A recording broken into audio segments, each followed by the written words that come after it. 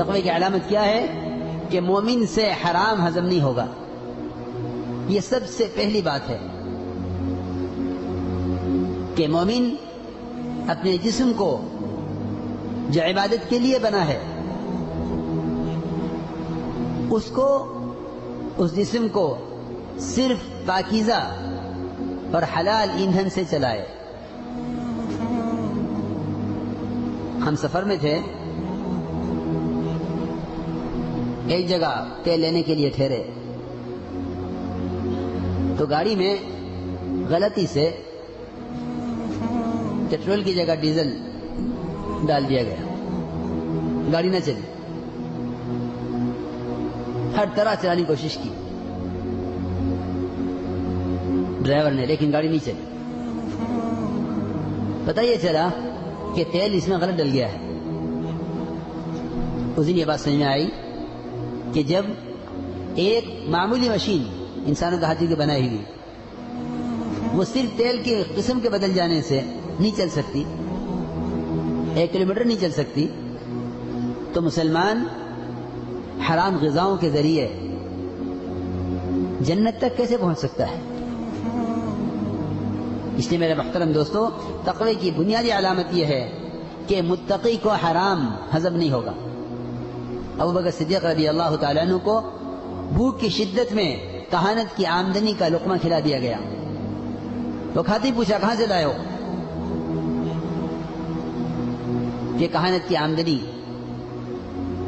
کہانت پہلے کیا کرتا تھا پھر توبہ کر لی. آج میرا گزر ہوا اس طرف سے جن کے لیے میں کہانت کا عمل کیا کرتا تھا، انہوں نے میری اس وقت کی مزدوری توبہ کرنے سے پہلے کی مزدوری آج دی ہے. لوگ طریقہ بدل لیتے ہیں معاملات میں، لیکن مال وہی استعمال ہو رہا جو حرام طریقے سے کمایا گیا ہے.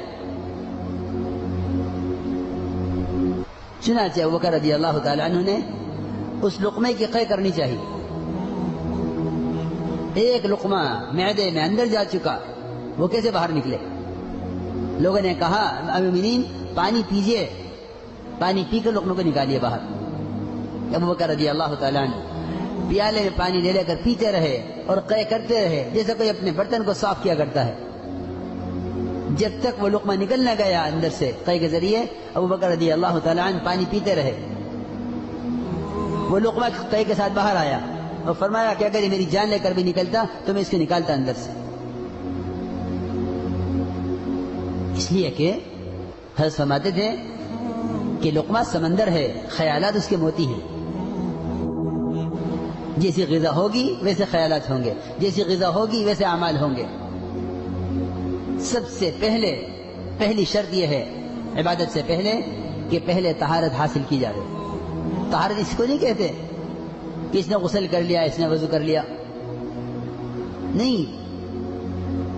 پہلے طہارت یہ ہے کہ یہ اپنے جسم میں دوڑنے والے خون کو حرام غذاؤں سے پاک رکھے، تاکہ اس کے جسم کا خون، اس کے جسم کا پاک خون اس کے اعضاء کو عبادات کی طرف، اللہ کی رضا والے کاموں کی طرف لے کر چلے. چل دین کی تبلیغ میں چلنے کا مزہ دیکھ، اللہ کے راستے میں